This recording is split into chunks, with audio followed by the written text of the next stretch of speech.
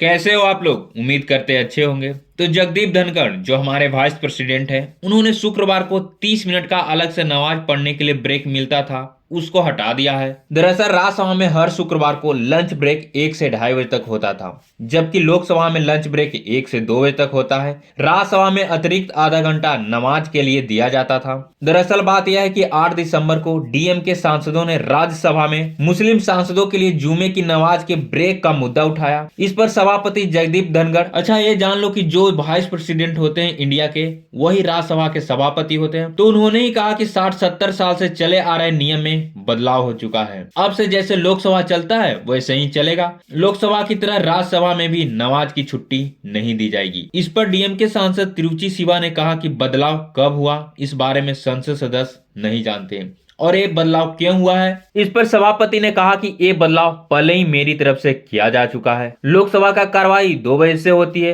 लोकसभा और राज्यसभा दोनों ही संसद का हिस्सा है, इसलिए मैंने पहले इस बारे में नियम बना दिए थे। ये तो थी न्यूज कि क्यों हटाया गया नमाज पढ़ने का ब्रेक। अब आप लोग बताओ कि क्या ये सही हुआ या गलत। आप लोग कमेंट में लिखिएगा। मेरी माने तो सही किया गया है। मैं मानता हूं कि India is a secular country. ये मैं ही नहीं बल्कि 42वां संविधान संशोधन के तहत हमारी संविधान भी मानती है। तो जब हम सेकुलर हैं ही, फिर किसी एक धर्म को लेकर राज्यसभा में अलग से छुट्टी क्यों थी?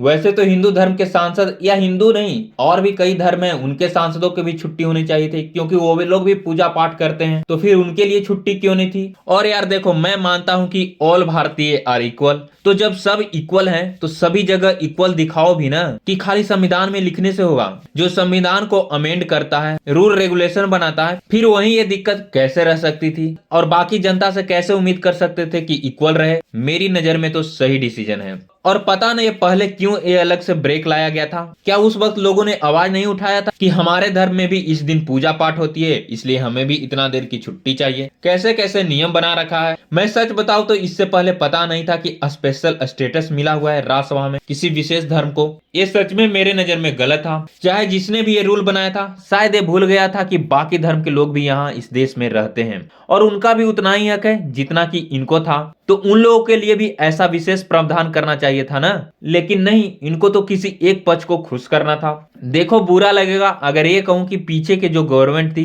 वो एंटी हिंदू थी। ऐसा नहीं है कि मैं हिंदू हूं इसलिए ऐसी बात कर रहा हूं। सभी चीज में उनको अलग स्टेटस दे रखा था और आज भी है। बहुत कुछ में हमसे ज्यादा राइट मिले हुए हैं। क्यों भाई, ऐसा पक्षपात क्यों? उस टाइम क्या सिर्फ एक धर्म के वोट से जीतते थे जो एक तरफा प्रिविलेज दे देते थे? पर अब कुछ कुछ सुधार हो रहा है, धीरे धीरे ही सही, पर सबको एक जैसा सिटीजन बनाने की कोशिश होते जा रहा है। मैं मानता हूं कि एक और चीज में सुधार हो जाए तो सही होगा, वो है माइनॉरिटी को लेकर। जिस देश की आबादी में 15 से 16% आबादी एक धर्म की हो, वो अब माइनॉरिटी कैसे रहा? उसको भी हटाना चाहिए। किसी किसी राज्य में हिंदुओं से ज्यादा पॉपुलेशन है, फिर भी उनको माइनॉरिटी के दर्जा मिला हुआ है। ये तो गलत है ना। वहाँ बेचारे हिंदू कम होने के बावजूद मेजोरिटी माने जाते हैं और उनको वो हक नहीं मिल पाता जो मिलना चाहिए। वहाँ उनको माइनॉरिटी में डालने चाहिए। इस पर भी सरकार को विचार करनी चाहिए। वैसे आप लोग बताओ कि क्या मेरा पॉइंट सही है, या आप लोग अभी भी मानते हो कि नहीं, जुमा का नमाज बहुत इंपॉर्टेंट होता है इस्लाम में, उसे बना रहना देना चाहिए था? कमेंट सेक्शन बिल्कुल फ्री है लिखने के लिए। अपना सुझाव हमारे साथ साझा जरूर करें। Thank you for watching my video. जय हिंद, जय भारत।